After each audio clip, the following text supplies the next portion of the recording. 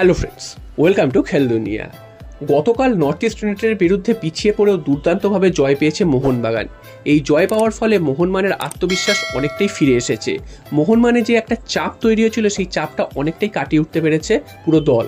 তো আজকের মোহনবাগান অনুশীলনে কিন্তু যোগ দিয়েছে নুনো রেইস। তোমরা জানো যে গত পরশু দিন তিনি কলকাতায় পা রেখেছেন এবং আজকেরই তিনি কিন্তু অনুশীলনে এসে বল পায়ে নেমে পড়েছেন।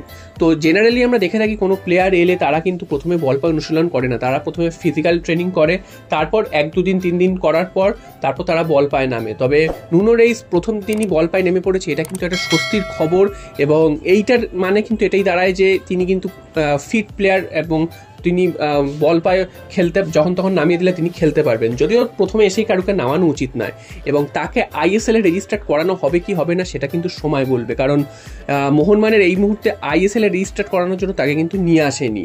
যদি কোনো প্লেয়ার এই মুহূর্তে অফ থাকে বা কোনো প্লেয়ার হয়তো 2-3-4-5টা ম্যাচ খেলতে পারবেন এরকম কোনো কন্ডিশন থাকলে সেক্ষেত্রে তাকে হয়তো রেজিস্টার্ড করিয়ে নেওয়া হতে পারে, অন্য প্লেয়ারকে আনরেজিস্টার্ড করিয়ে। তো সেটা পরের কথা। তাকে যে কারণে নিয়ে আসা হয়েছে সেটা কিন্তু মূলত ACL 2-তে খেলার জন্য।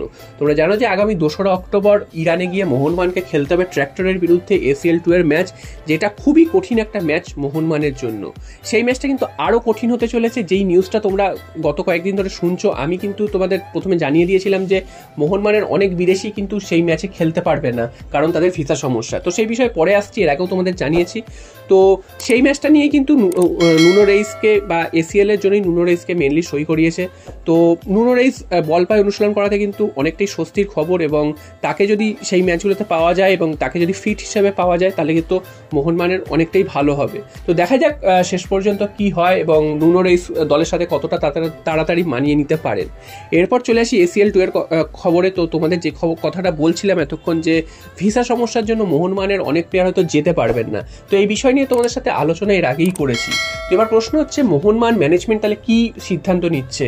এখনো হাতে কিন্তু 10 দিন মতন বাকি রয়েছে, 10 দিন না হলেও 8-9 দিন বাকি রয়েছে। তো সেই ম্যাচটার জন্য আগে থেকে প্রিপেয়ার করা মোহনবাগানের উচিত। গত বছরও আমরা দেখেছিলাম যে মুম্বাই সিটি এফসির কয়েকজন প্লেয়ার যখন ইরানে খেলা করেছিল তাদেরও প্লেয়ার কিন্তু যেতে পারেনি, কয়েকজন বিদেশি। তো এক্ষেত্রে মোহনবাগানেরও একটা সমস্যা হচ্ছে, অস্ট্রেলিয়ানদের ক্ষেত্রে তো স্ট্রিক্টলি নিষেধাজ্ঞা রয়েছে যে কোনো অস্ট্রেলিয়ান নাগরিক ইরানে যেতে পারবে না। তো সেখানে কিন্তু মোহনবাগানে কিন্তু অস্ট্রেলিয়ান প্লেয়ারের সংখ্যা অনেকগুলো রয়েছে। এছাড়াও অন্যান্য বিদেশিদের ক্ষেত্রেও কিন্তু একটা সমস্যা রয়েছে, তাদের দেশে স্ট্রিক্ট নিষেধাজ্ঞা না থাকলেও যদি ইরানে কোনো প্লেয়ার বা কোনো নাগরিক যায় তাদের ওপর যে ভিসার বা পাসপোর্টের উপর যে স্ট্যাম্প পড়ে সেই স্ট্যাম্প পড়ার পর ভবিষ্যতে অন্য কোনো দেশে সেই নাগরিকের ঢোকা অনেকটাই সমস্যার সম্মুখীন হয়। তো ইরানের এখন অবস্থা তোমরা জানো যে ইরানে কিন্তু এরকম একটা সিস্টেম চলছে যারা অন্য কোনো দেশ কিন্তু এটাকে সমর্থন করে না এবং ইরানে যে কোনো নাগরিক গেলে তারা কিন্তু পরে বিপদে পড়ে এই ক্ষেত্রে। তো অনেক প্লেয়ারই এক্ষেত্রে যে ভবিষ্যতে বিপদে পড়ে বলে অনেক প্লেয়ারই হয়তো যেতে চাইবে না এবং অস্ট্রেলিয়ানদের ক্ষেত্রে তো স্ট্রিক্টলি নিষেধাজ্ঞা রয়েছে। তো মোহনবাগান ম্যানেজমেন্ট যেটা চেষ্টা চালাচ্ছে এই সমস্যাটার সমাধান তো যেভাবে হোক তারা করতে চাইছে। একান্তই যদি এই সমস্যার সমাধান না হয়, যেটা শোনা যাচ্ছে মোহনবাগান ম্যানেজমেন্টের তরফ থেকে AFC-কে এই বিষয়টা জানানো হচ্ছে যাতে AFC একটা কোনো নিউট্রাল ভেন্যুতে খেলাটা ফেলে এবং যাতে কিন্তু মোহনবাগানের কোনো সমস্যা না হয়। কারণ এটা কিন্তু একটা ভ্যালিড পয়েন্ট যে যদি কোনো বিদেশি বা মেন প্লেয়ারদের নিয়ে যেতে পারে সেক্ষেত্রে মোহনবাগান খেলবে কীভাবে? এমনিতেই ইরান অনেকটাই শক্তিশালী দেশ, ফুটবলিং এশিয়ান ফুটবলের ক্ষেত্রে ইরান প্রচুর শক্তিশালী দেশ, সেখানে ভারত কোথায়? তো তারা কিন্তু আল ওয়াকরার মতন দল তাদেরকে কিন্তু তাদের ঘরের মাঠে গিয়ে 3 গোলে হারিয়ে এসছে। তো সেখানে মোহনবাগান খেলতে যাচ্ছে অ্যাওয়ে ম্যাচ এবং সেখানে যদি মেন প্লেয়াররাই না থাকে সেখান থেকে তাহলে মোহনবাগান কোনো জেতার আশা তো পরের কথা, একটা পয়েন্ট নিয়ে যে ফিরতে পারবে সেটাই তো আশা করা যাচ্ছে না। তো এই দিকটা কিন্তু দেখতে হবে ম্যানেজমেন্টকে এবং ম্যানেজমেন্ট যেটা শোনা যাচ্ছে ম্যানেজমেন্ট চেষ্টা করছে যেভাবেই হোক ভিসা জোগাড় করা এবং যেভাবেই হোক তাদেরকে পাঠানো। একান্তই যদি না হয় তাহলে কিন্তু AFC-র কাছে আবেদন করবে। তবে যেটা মনে হচ্ছে AFC-র কাছে আবেদন করলে AFC সেসবে কর্ণপাত করে না, কারণ এরকম ব্যাপার কিন্তু এর আগেও হয়েছে, অনেক দল এই বিষয়টা নিয়ে ভুগেছে। তো AFC তো সেখানে কোনো কিছু করেনি, তো এক্ষেত্রেও AFC কিছু করবে বলে মনে হয় না।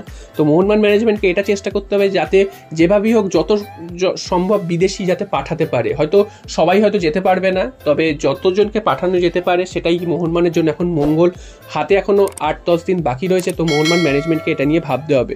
তো তোমাদের কি মনে হয় যে এই ম্যাচটা কি নিউট্রালাইজ ভেন্যুতে দিলে ভালো হয়? তাহলে কি প্রত্যেকটা দল কি সুবিধা পায়? কারণ এটা শুধু ভারতের মানে মোহনবাগানের সমস্যা না, এটা যে কোনো দলের ক্ষেত্রেই সমস্যা, যেসব দল ইরানে খেলতে যাবে তাদের ক্ষেত্রে একই সমস্যার সম্মুখীন হতে হবে। তবে তোমাদের এটাও জানিয়ে দিই যে গত বছর কিন্তু এএফসি চ্যাম্পিয়ন্স লিগের একটি ম্যাচে আল নাসের খেলতে গেছিল ইরানে। আল নাসেরে কারা খেলে তোমরা ভালোভাবেই জানো, সেখানে ক্রিস্টিয়ানো রোনাল্ডো খেলে, সাদিও মানের মতন প্লেয়াররা খেলে।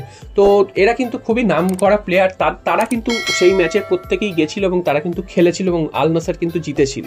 তো সেদিক থেকে দেখতে গেলে যদি সেই সব প্লেয়াররা যেতে পারে তাহলে এরাও কিন্তু যেতে পারবে, এদের খুব একটা সমস্যা হওয়ার কথা নয়।